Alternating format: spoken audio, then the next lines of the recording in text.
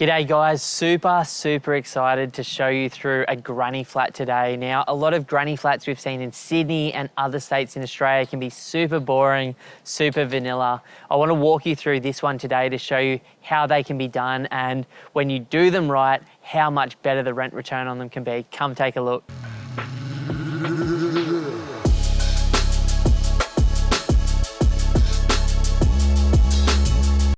So one thing that we tried to do when we were building the 2-bedroom granny flat was something a little bit different. I've seen so many examples in Sydney and other states in Australia where it's kind of like just this awkward box chucked in the backyard with weird access, and I think the modern granny flat is different. It's about the right floor plan, the right finishings, about doing the backyard in a beautiful and private way. And what we decided to do, which was a little bit extra with this one, was we actually fully furnished it. We put on free electricity and internet on that property. And because of that, in this location, we're getting well above market rents for that property. And we've got a really secure, high quality, longer term tenant. Now, I know that's not everybody's cup of tea, and I definitely know with my first property, I could never have imagined doing something like that. But I wanted to give you guys an example of what better practice can look like. And therefore, instead of having to go out and do multiple granny flats to get a weekly rent return, you can do one extremely high quality one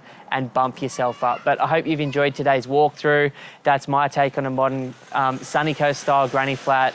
Really enjoyed creating it, and really enjoying the stepping stone that will be for me in the future and my family in terms of the passive income it can generate once we've finally paid that bad boy off. Cheers, guys.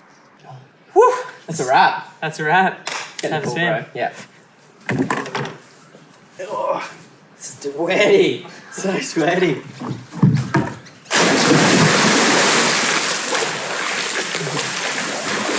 Oh, that's good. Look at that. So nice, eh? Oh.